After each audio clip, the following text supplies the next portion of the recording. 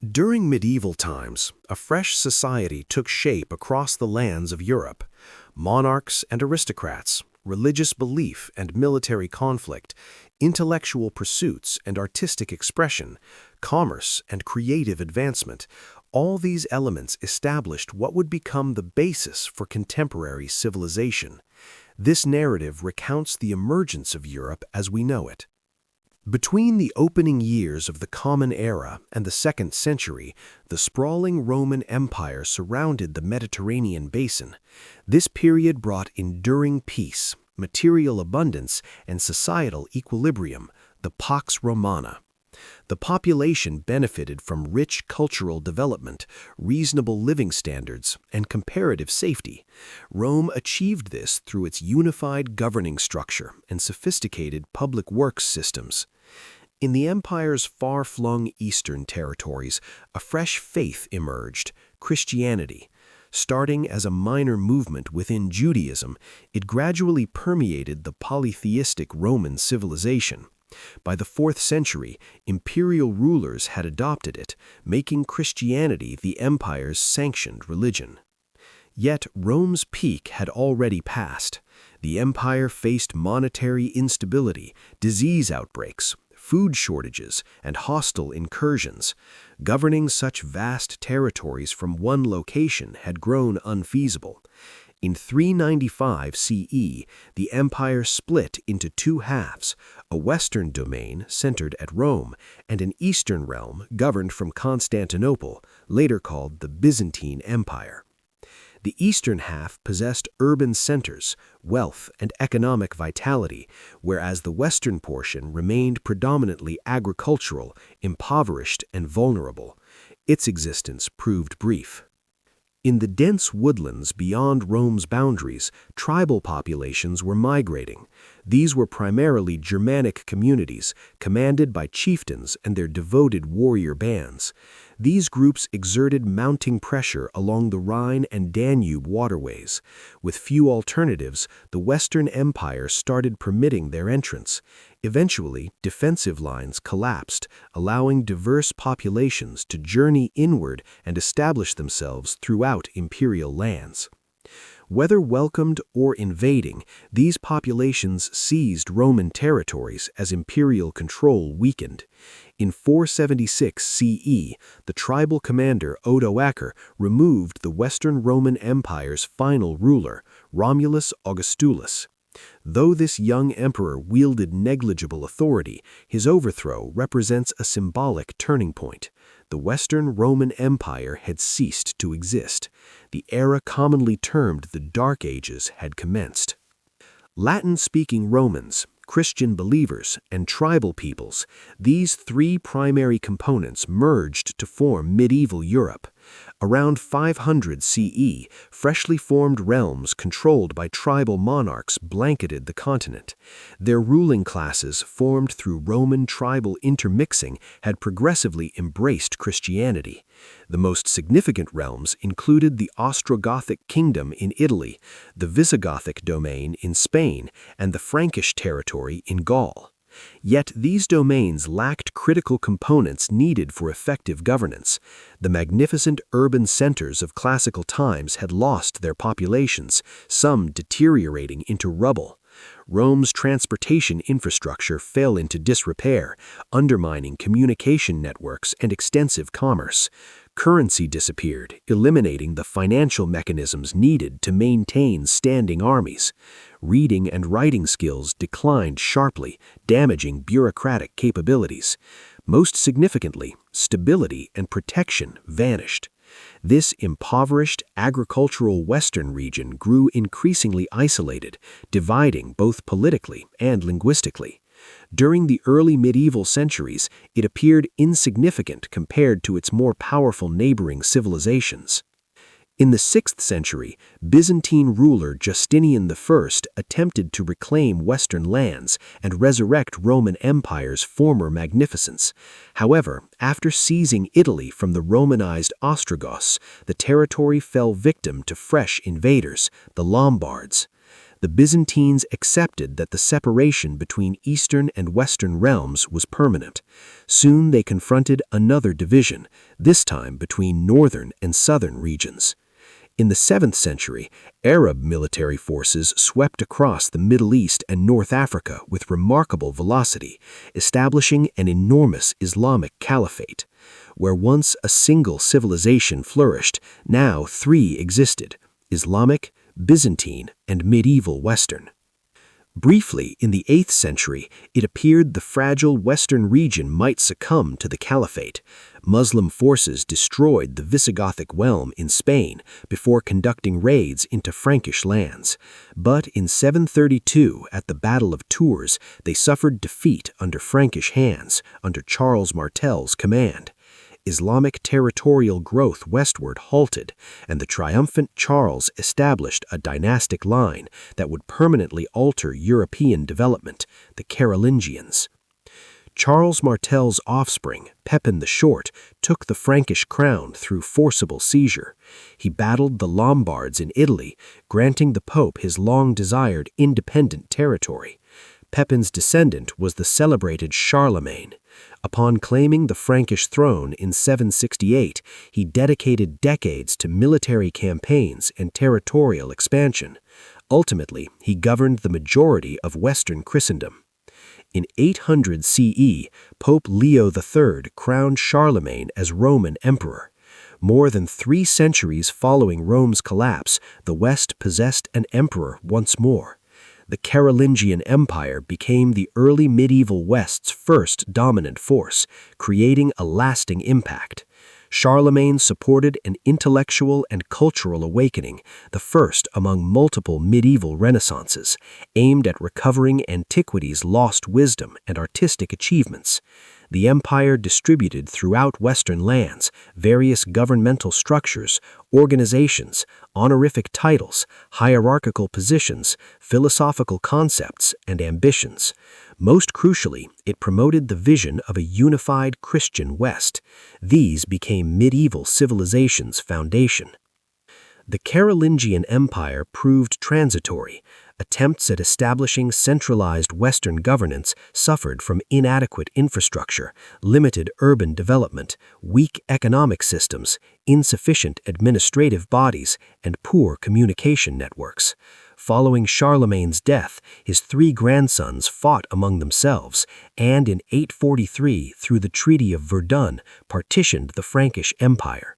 The Middle Kingdom rapidly diminished, leaving West Francia, which would transform into France, and East Francia, destined to become Germany.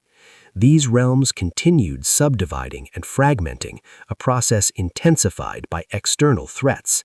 In the 9th and 10th centuries, new waves of invaders assaulted the deteriorating Carolingian territories from all directions. Vikings arrived from the northern regions, traversing European coastlines and waterways, conducting raids and spreading fear among inhabitants. The Magyars, commonly known as Hungarians, poured in from eastern territories, pillaging unprotected communities.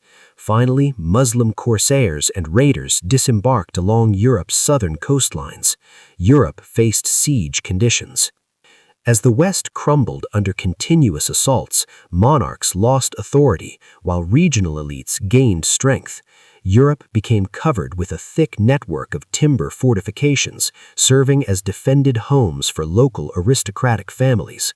From these strongholds, lords dominated surrounding peasant populations, appropriating their resources. Lords controlled their territories through forcible coercion. In earlier centuries, peasants formed essential parts of foot soldier armies, but new military developments, such as the stirrup, further established mounted warriors as the determining factor in combat. This warfare style demanded resources only aristocrats could acquire. Consequently, European elites became dedicated professional combatants. In a world governed by warrior nobility, territorial authority was secured through vassalage. One aristocrat granted another territory and protection, expecting faithfulness and military contribution in return. Kingdoms evolved into complex networks of personal connections and reciprocal duties.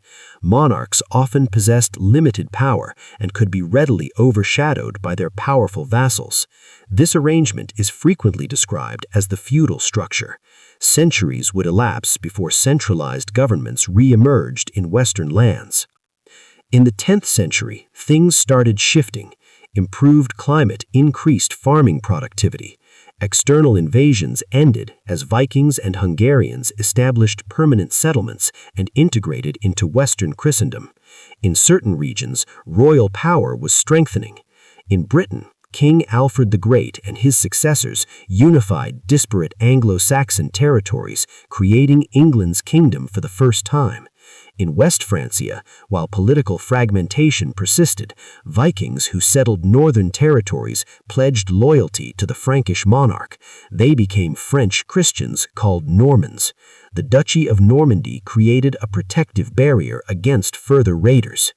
In East Francia, Otto I, the German king, managed to defeat the Hungarians. The Battle of Lechfeld in 955, ending Eastern invasions. The settled Hungarians eventually established their own Christian kingdom. The victorious Otto the Great received imperial coronation in 962. Europe possessed an empire again, this time a Germanic one. It later became known as the Holy Roman Empire. After centuries of upheaval, Europe was finally achieving stability and self-assurance, prepared to alter its trajectory. The year 1000 represents a pivotal moment in European development, introducing 3 centuries of expansion and prosperity. Better climate combined with innovative technologies and methods produced an agricultural transformation. Europeans generated greater food quantities, resulting in demographic growth. Fresh villages and urban centers were founded, while existing ones expanded across the continent. Forests were cleared as increasingly more territory underwent cultivation. This enabled tremendous economic growth and commercial resurgence. Thriving trade networks sustained a massive urbanization process. Established and new urban centers grew substantially, becoming international centers for an emerging merchant class. These traders secured independence from feudal landowners, establishing self-administering cities. This was most apparent in Italy, where merchants revitalized Mediterranean commerce. As living standards improved, artistic expression, architectural design, and musical composition flourished. Europe was becoming progressively more literate, and the initial universities were established under church sponsorship. European intellectuals initiated a fresh renaissance founded on rediscovering and reviving ancient wisdom. But Europeans weren't merely conquering internal boundaries, they were also expanding outward. During the Central Medieval Ages, aristocrats from the Carolingian heartland conquered and settled fresh territories, extending Western Christendom's boundaries. This process, described as Europe's Europeanization, resulted in an enlarged and more uniform civilization. In 1066, William the Conqueror, Duke of Normandy, invaded England. At the Battle of Hastings, he dealt a crushing defeat to the Anglo-Saxons. England transformed into a Norman stronghold. In Iberia, the Christian kingdoms northward fought Muslims southward, progressively extending their dominion over the peninsula.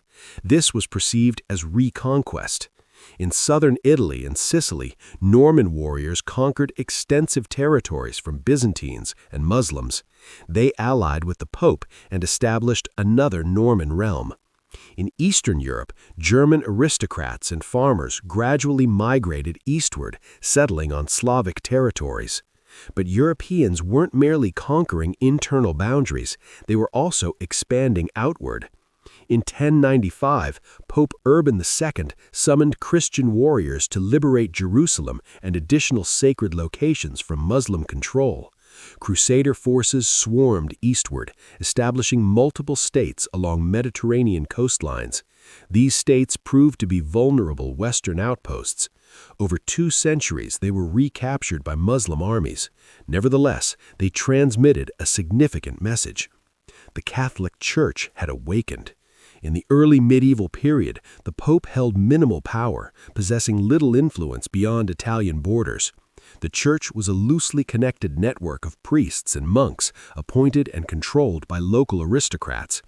In the 10th and 11th centuries, a movement arose dedicated to reforming the Church and society comprehensively. The reformers demanded liberating the Church from worldly influences, extracting it from monarchs' and nobles' control, and reconstructing it as a papal monarchy. Pope Gregory VII, an ardent reformer, confronted Holy Roman Emperor Henry IV over the right to appoint bishops within the empire. The initial conflict phase concluded with Henry waiting 3 days in snow outside a fortress at Canossa, pleading for papal forgiveness. The second phase, however, ended as Henry invaded and installed his own pope, forcing Gregory into exile. Although it appeared the emperor had prevailed, by the 12th century it became evident that the papacy and reform movement had triumphed. The Church had become a robust, centralized, hierarchical organization with enormous resources. Its authority extended throughout Europe. At the pyramid's apex was the Pope, governing the Church as an absolute sovereign. As popes strengthened, monarchs grew envious and followed their example. Medieval kings' power was restricted by the armed aristocrats. During the central medieval ages, their numbers vastly multiplied, and fortifications proliferated, with timber being replaced by stone and designs becoming larger and more formidable. Aristocratic lifestyle and culture underwent refinement with the emergence of the Christian knight ideal and the behavioral code called chivalry. But simultaneously, aristocrats in certain regions faced the emergence of more powerful kings and kingdoms. In England, the Anglo-Norman dynasty formed a compact and consolidated state, free from the feudal complexity abundant on the continent. In Iberia, reconquering land from Muslims strengthened Christian monarchs, enabling centralized states to emerge. In France, the Capetian dynasty's kings gradually expanded their personal territories, enabling a functioning state to develop there as well. However, in the Holy Roman Empire, the precise opposite occurred. The once powerful empire disintegrated, forming a patchwork of autonomous principalities. Emperor Frederick Barbarossa attempted restoring the empire's former magnificence, but failed. The imperial title, now granted by electors, became meaningless. The central medieval period witnessed an agricultural transformation, urbanization, expansion, stronger popes, stronger monarchs, and vibrant culture. But around 1300, the climate deteriorated, growth ceased, and famine spread. A terrible catastrophe was approaching. The 14th century marks a watershed in European development. In 1347, a global epidemic now called the Black Death reached Europe. It rapidly spread across the continent and within several short years killed approximately a third of the population. It was an unparalleled demographic catastrophe. Entire communities were eliminated from the landscape.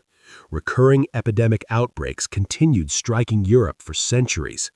However, during the 14th and 15th centuries, Europe recovered, and for some survivors, the plague's consequences weren't entirely grim.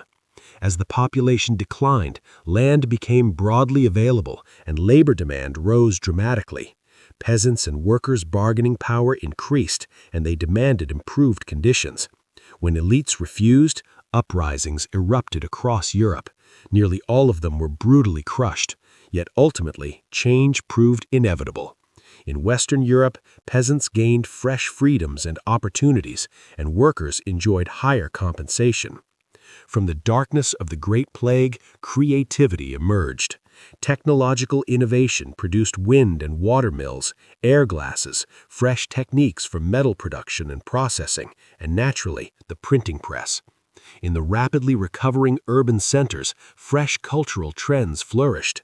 A new renaissance thrived in Italy, dedicated to reviving and surpassing ancient Greece and Rome's cultural accomplishments.